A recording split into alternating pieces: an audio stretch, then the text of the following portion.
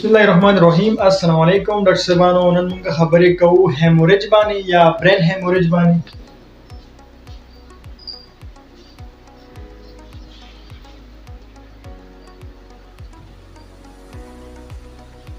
مخکې موږ تیر لیکچر کې ویل چې سټروک څه شی دی. سټروک هغه حالت و په کوم کې چې د برین په سیل کې کلاټینګ رامنځته شو او د برین چې کوم سیل دی هغه ته اکسیجن کم راغی، تغذیه ورته کم رااله او برین سیل چې کوم دی هغه ډیث شو.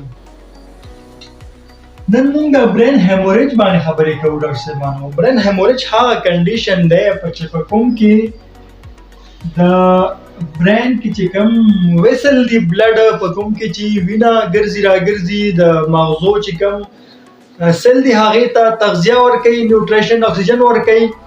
دغه چې کوم رګونه دي دغه اوشلیږي، دغه بلاستینګ وشي د رګونو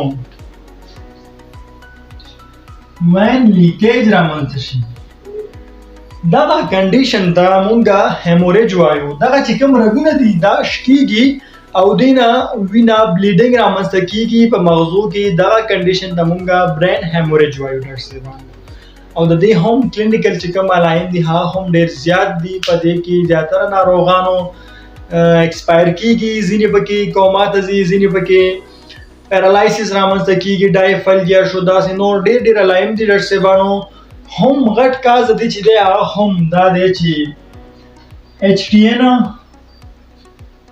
هایپرټنشن چې دی دا دی کله چې هم بلډ پریشر سیوا شو، په رګونو کې بلډ پریشر انکریز شو. په دغه کنډیشن کې چې کوم رګونه دي دا بلاستینګ کوي، لیکیج کوي، شکیږي او وینه چې دی بهر د رګونه وځي، انټرسټیشل چې کوم انوایرنمنت دی هغې ته وځي او ځان سره نور هم ډیر ورانۍ رامنځته کوي ډاکټر صاحبانو. غټ کاز چې دی هغه دی هایپرټنشن، سپیشلی په هغه ناروغانو کې چې هایپرلیپیډیمیا لرله او په هغه کې چې کله هایپرټنشن رامنځته شو نو هغه چې کوم رګونه دي هغه شکیږي. اثیروسکلروسس یا آرټیروسکلروسس دغه دواړه هم غټ غټ کازز دي. اثیروسکلروسس ډاکټر صاحبانو هغه حالت ته موږ ویلو چې په کوم کې د یو هرې وجې نه چې په بلډ ویسل کې دغه راغلي فیټي ډیپوزیشن شوی او په هغې نه بعد چې کوم ویسل و هغه هغې کې کلکوالی رامنځته شوی و د هغه فیټ د وجې نه، د شحمو د وجې نه هغې ته موږ اثیروسکلروسس ویلو. خو بل موږ ویلو آرټیروسکلروسس.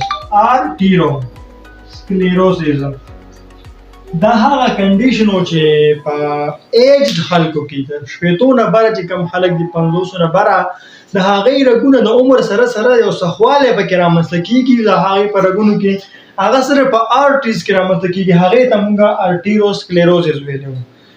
آرټیروسکلروسس دا د هایپرلیپیډیمیا د وجې نه شوی او په بلډ ویسل کې چې و په هر رګ کې چې وي هغه رامنځته کېږي. فیټي ډیپوزیټ رامنځته کېږي او د هغې وجې نه چې کوم رګونه دي بلډ ویسل دي هغې کې کلکوالی هارډنس پکې رامنځته کېږي. او آرټیروسکلروسس دا چې دی دا یو نارمل یو هر انسان کې دی چې د عمر نه چې کوم شپېتو نه بر شي د هغې په آرټریز کې دا صرف په آرټریز کې رامنځته کېږي، هغه په هر رګ کې و.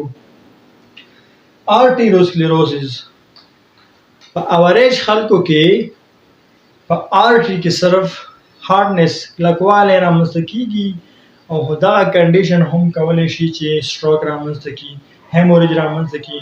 او دا اثیروسکلروسس دغه دواړه هم ډېر مساعد کوونکي فکټورونه دي د هیموریج او د سټروک ناروغانو لپاره، او خاص کر ورسره د هارټ فیلر ناروغان، د ایم آی ناروغانو کې ډاکټر صاحبانو خپل ځان باندې پام کوئ. الله مو